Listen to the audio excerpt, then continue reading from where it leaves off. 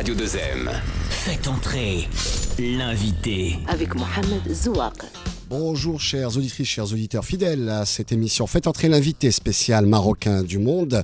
Alors l'été se rapproche à grands pas, les vacances d'été, et on va parler d'un sujet qui est sur toutes les bouches, en tout cas les bouches des entreprises, des banques, des investisseurs. C'est évidemment l'arrivée des Marocains résidant à l'étranger et notamment l'investissement des Marocains étrangers. Et nous allons justement parler des transferts de devises qui ont atteint des chiffres records, puisqu'en 2021, les transferts des devises des Marocains résidant à l'étranger se sont élevés à plus de 93 milliards de dirhams, contre 68 milliards une année auparavant, selon l'Office d'échange. Donc des transferts d'argent records en 2021. Et justement, à l'occasion de la journée mondiale des transferts de devises, demain, une conférence aura lieu au Rix Café à Casablanca. Et nous avons justement la chance d'avoir un invité tout droit venu de France. Alors il était dans la région parisienne, je crois que maintenant il est dans la région lyonnaise. Aziz Seni, un entrepreneur qui a créé C'est Mon Taxi au Sénégal, franco-marocain, qui a aussi créé de plusieurs entreprises en France. Et donc Aziz Seni est avec nous sur Radio 2M pour parler justement de cette thématique. Bonjour Aziz Seni. Bonjour à toutes et à tous. Merci d'avoir accepté notre invitation. Merci à vous pour cette invitation. Vous avez tout juste atterri ce matin à Casablanca, c'est bien ça? Ah, tout à fait, le vol s'est très bien passé. Je vous ai amené quelques nuages de Paris. Effectivement, le temps s'est couvert cette matinée. Merci donc d'avoir accepté notre invitation. Demain, vous participez à cet événement. Alors, c'est dans le cadre de la journée mondiale. Vous allez intervenir à quel titre et sur quelle thématique précise? Alors, ce déjeuner, cette conférence qui a lieu au Ritz Café, a pour thème le transfert de fonds de cette diaspora, et particulièrement vers l'Afrique, et plus précisément vers le Maroc. Et j'y interviens en tant qu'entrepreneur, en tant qu'investisseur, et parce que je fais partie de ces gens qui essayent de créer des ponts entre cette France que nous connaissons bien et qui est un pays ami et très proche du Maroc, et puis ce continent dont le Maroc est la porte, et de réfléchir ensemble comment optimiser, mieux canaliser ces transferts de fonds qui sont un levier extraordinaire en matière de liens, de liens sociaux, d'impact social. Et c'est toute cette thématique qui sera abordée durant ce déjeuner conférence. Alors quand on parle de lien social, impact social, allons encore plus loin, encore plus profondément dans la thématique de ce déjeuner débat. Impact social, quel est selon vous l'impact social ou les impacts sociaux des transferts de fonds? Parce que très souvent, les Marocains, du Maroc je veux dire, disent c'est des transferts d'argent, ils transfèrent, ils les mettent sur leur compte et puis ensuite ils vont passer leurs vacances ou ils vont investir en achetant leur appartement, mais globalement la population marocaine n'en tire pas forcément bénéfice. Alors évidemment c'est peut-être une sorte de préjugé. En réalité, quel est l'impact social de ces transferts de devises? En réalité, il y a une évolution. Tout ce que vous venez de décrire, cher Mohamed, c'était vrai. Et je parle au passé. C'était vrai parce que c'est en train de se transformer du fait de la transformation sociologique de cette diaspora. Pour la génération de mon papa, Dieu ait son âme, envoyer de l'argent au pays via une banque qui lui était imposée, c'était d'abord nourrir l'espoir de pouvoir rentrer au Maroc, de pouvoir investir dans une maison dans laquelle il allait habiter, peut-être investir dans 2 ou 3 oliviers, quelques têtes de bétail, et de pouvoir arriver et retourner dans son pays après avoir travaillé 5 ou 10 ans dans ce beau pays qu'est la France.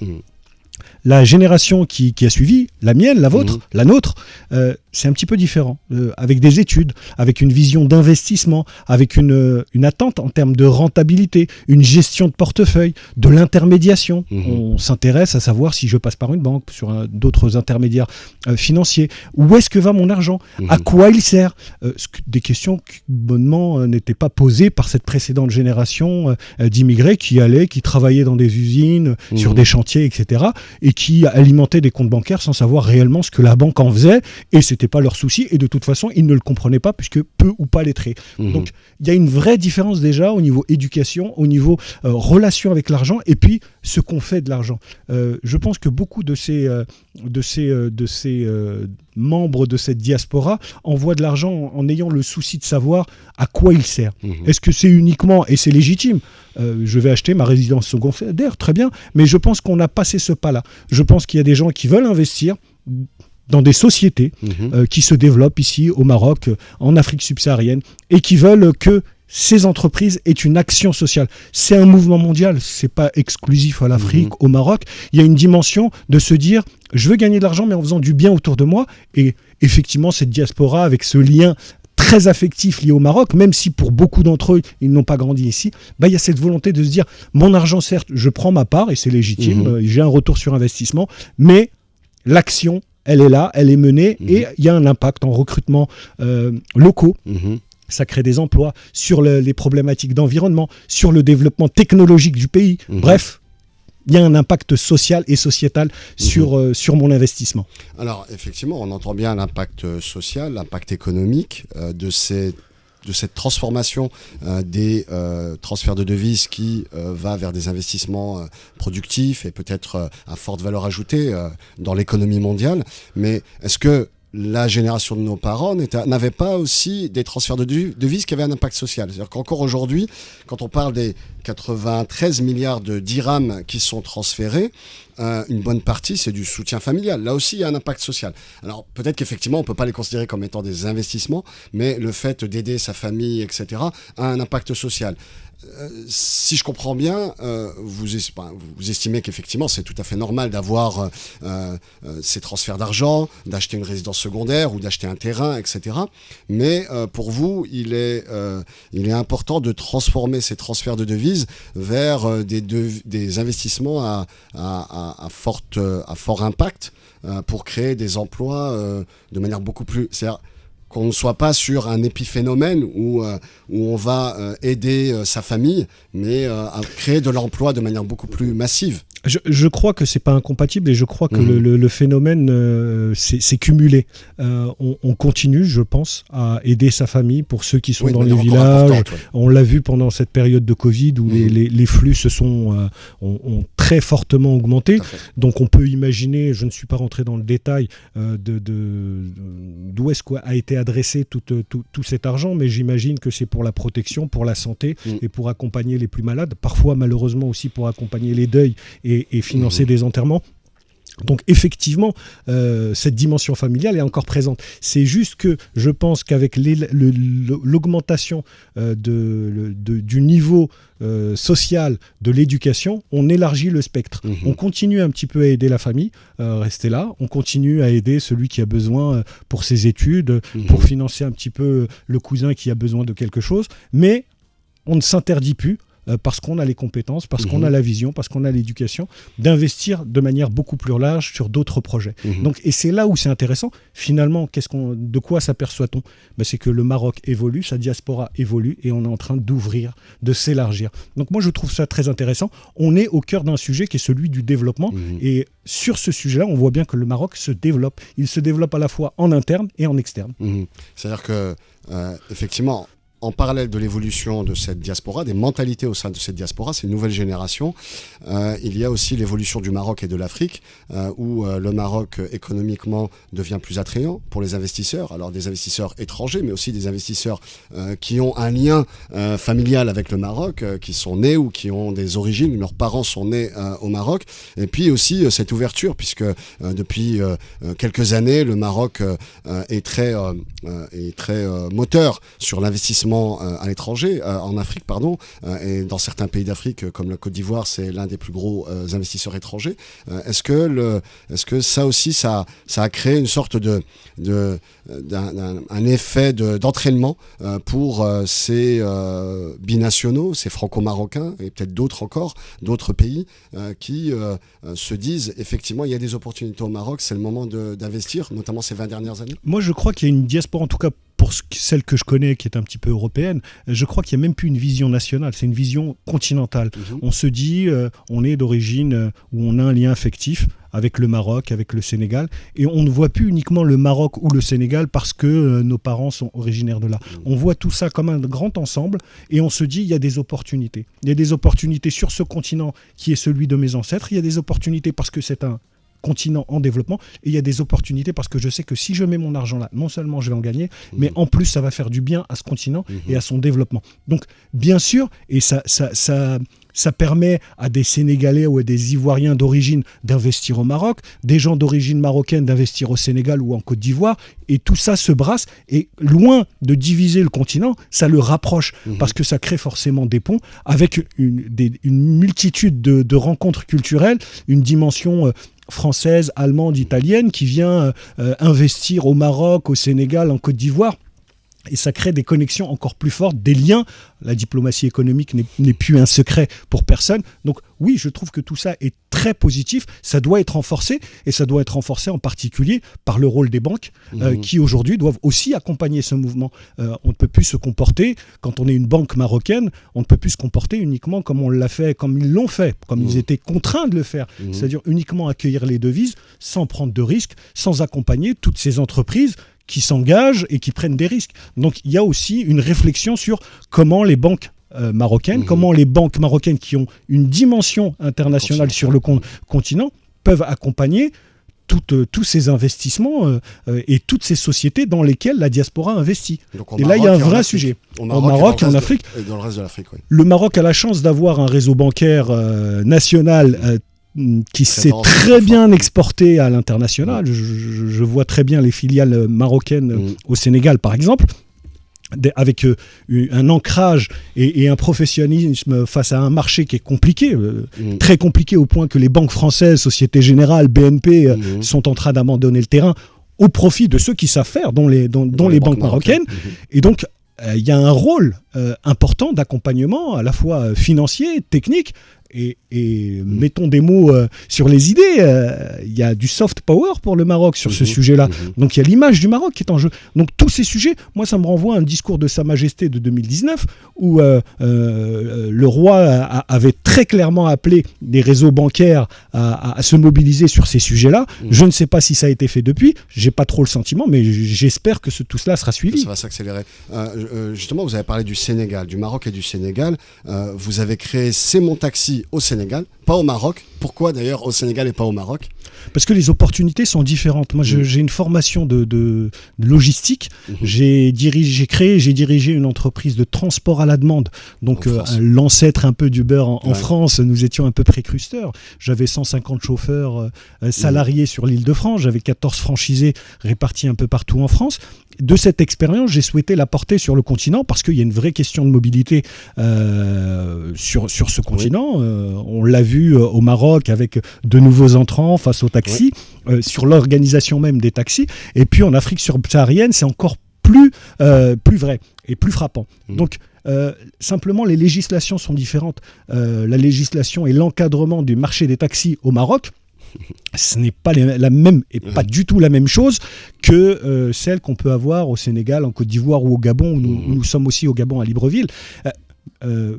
Et c'est un constat. Il y a une histoire de ce marché, les licences, les grimettes comme on les appelle ici, il y a une histoire et on ne peut pas bouger les choses comme ça parce que ça renvoie et ça touche à quelque chose de très sensible. Alors qu'au Sénégal, au Gabon, en Côte d'Ivoire, c'est plus ouvert et les contextes sont différents, historiques, etc. Donc les opportunités, et puis faire ça au Sénégal, vous savez, le Sénégal est un pays frère du Maroc, et quand vous êtes à Dakar, quand vous êtes de culture marocaine, le Gabon aussi d'ailleurs. Et le Gabon, vous avez pas choisi les pays par hasard, c'est les pays qui sont très proches du Maroc. Très proches culturellement, très proches dans la philosophie, et avec une relation au Maroc très forte. Et je le vois dans l'accueil qui est réservé. On me voit d'abord comme un Marocain avant de me voir comme un Français, et c'est assez révélateur.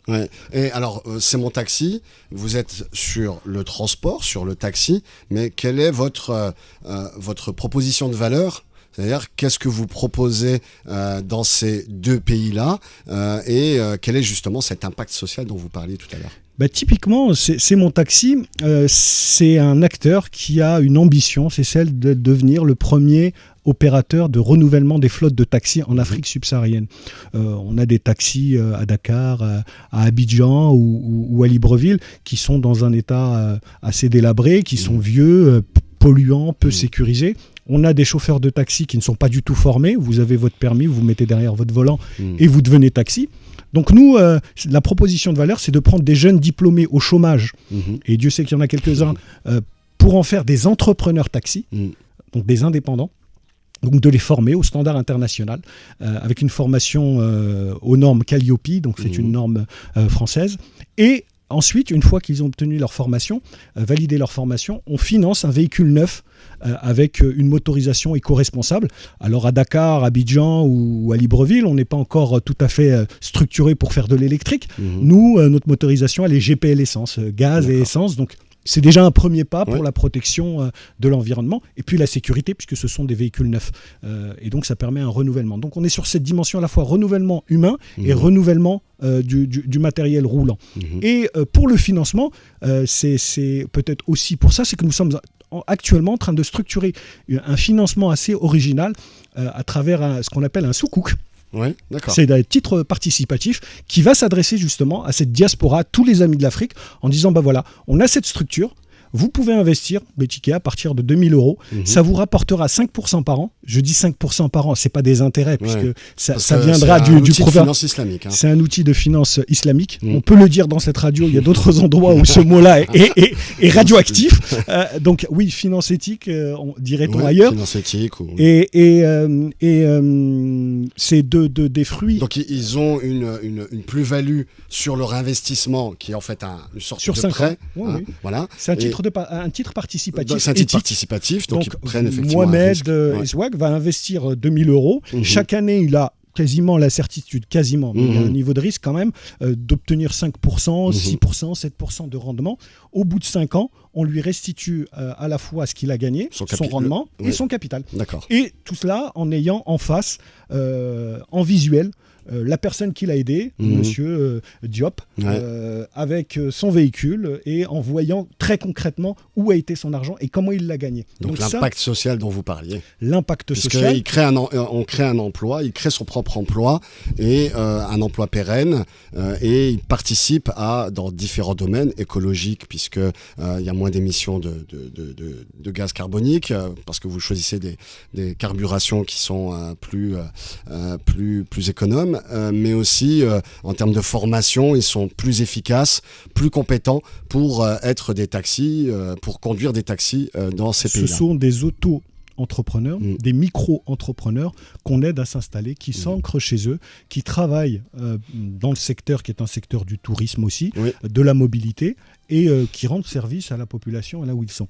Et ceux qui investissent là ont une vue directe sur qui ils aident et comment ils gagnent ce revenu de 5-6, leur rendement. Donc c'est quelque chose de très éthique, très transparent, et ça permet à tout le monde d'être content à la fin du mois. Bien sûr. Très intéressant ce sujet de financement, mais aussi d'investissement pour créer de l'auto-emploi, pour essayer de canaliser un petit peu ce fléau qui est le chômage.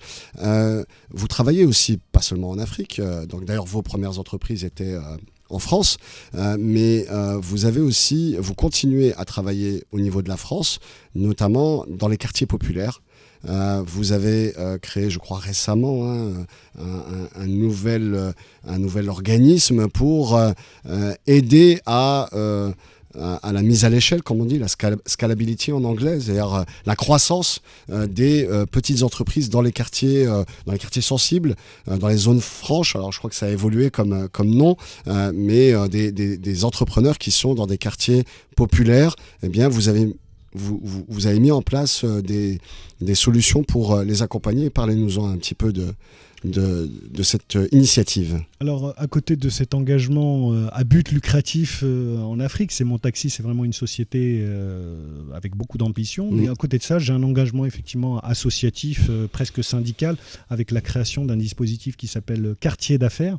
Quartier d'affaires, ça part d'un constat, c'est que ces dernières années, dans ces banlieues, dans ces quartiers populaires en France, d'où je suis originaire eh bien, on s'est beaucoup concentré sur la sensibilisation à la création d'entreprises, sur les primo-entrepreneurs, et c'est très bien, il faut continuer.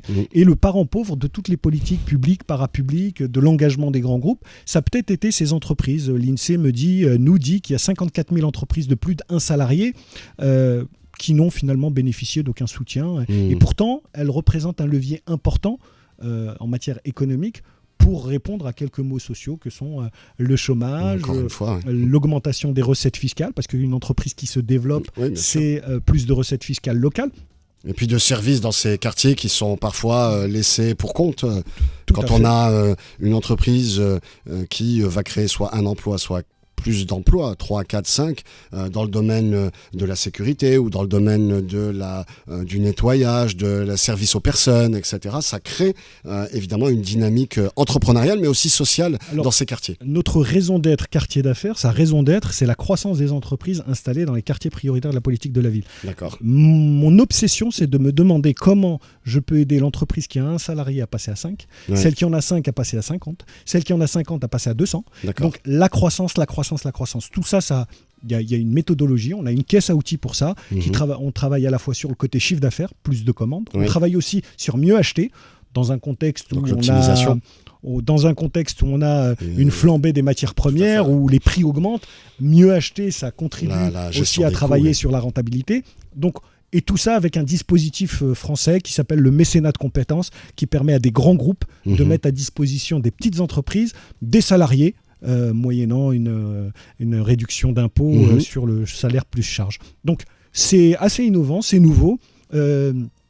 Je ne cacherai rien en disant je suis aussi venu au Maroc parce que j'ai mon partenaire informatique qui est installé à Casablanca et nous allons travailler sur cette plateforme digitale qui va permettre à toutes ces entreprises de se développer. Donc vous voyez, il y a toujours un lien avec le Maroc, avec ce nord-sud et avec des compétences qu'on peut trouver partout. Et grâce à cette informatique et grâce à Internet, on peut être n'importe où dans le monde et contribuer à son développement local. Quartier d'affaires, vous avez parlé de grands patrons, de grandes entreprises.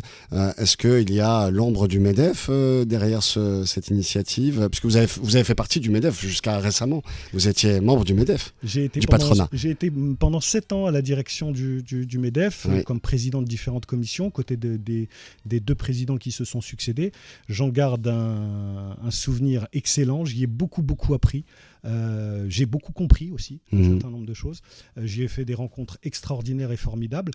Et aujourd'hui, de toute cette expérience, je la mets à disposition de Quartier d'affaires pour créer le premier syndicat, le premier réseau dédié aux entreprises des quartiers. Le MEDEF reste un partenaire important. Ce sont essentiellement des grandes entreprises qui sont au comité exécutif. Il y a beaucoup de PME, 70% des adhérents du MEDEF sont des PME. C'est un partenaire stratégique et important. 110 MEDEF territoriaux, 120 fédérations professionnelles adhérentes. Donc c'est incontournable et on ne peut pas grandir entre petits. Il faut des grands. Donc notre dialogue avec le MEDEF, c'est de dire nous sommes là, aidez-nous. Mais pas aidez-nous avec un chapeau qui passe. Aidez-nous aussi dans votre intérêt. Aidez-nous parce qu'il y a une loi qui s'appelle la loi Pacte qui vous oblige à faire des achats responsables, qui vous oblige à faire de la RSE. Il se trouve qu'en achetant vos produits et vos services en banlieue, vous cochez déjà une case. Ensuite, il y a une responsabilité de l'entreprise. C'est qu'aujourd'hui, ça ne coûtera rien à un grand groupe de dire 5% de mes services, je vais les acheter à des entreprises qui produisent en banlieue. Il y a eu le Made in France, c'est très important, comme il existe le Made in Morocco. Je pense qu'il est temps d'imposer en France le Made in banlieue. Made in banlieue, donc les quartiers populaires qui pourraient être effectivement des fournisseurs de grandes entreprises multinationales mais d'origine française avec le siège social en France. Autre sujet pour finir, est-ce que dans l'avenir, est-ce que dans votre imaginaire ou dans vos projets, vous aimeriez investir au Maroc ou créer un projet au Maroc dans le domaine de la RSE, de cette responsabilité sociale et environnementale, puisque vous avez une expérience en France, vous avez une expérience dans certains pays d'Afrique subsaharienne, trois pays que vous avez cités, Sénégal, Côte d'Ivoire et Gabon. Est-ce que le Maroc pourrait bénéficier un petit peu de ces expériences-là ? Je serais ravi de pouvoir modestement contribuer un petit peu à faire des choses ici. J'ai essayé par le passé, ça n'a pas toujours été facile. Les choses ont énormément évolué. Quand je dis par le passé, c'était il y a une quinzaine d'années. Les choses et le contexte et le cadre a beaucoup évolué. Et je suis là pour une dizaine de jours. Et dans ce cadre-là, dans le cadre de mon déplacement, il y a effectivement des projets d'installation d'entreprises dans le domaine des services, et particulièrement, je regarde du côté informatique et du côté des ressources humaines. Il y a des sujets à traiter là-dessus. Je serai le premier ravi de pouvoir les faire aussi au Maroc. Ça me tient énormément à cœur. La boucle sera bouclée. La boucle, c'est-à-dire de vos parents et... Je suis né à l'hôpital de Khouribga. Donc oui, en plus vous êtes natif d'ici. Donc la boucle sera bouclée. Et si je peux installer le siège de ces sociétés à Khouribga, évidemment, j'en serai le premier ravi. Eh bien, c'est tout ce qu'on vous souhaite. Réinvestir le Maroc, le pays de votre naissance et le pays de vos parents.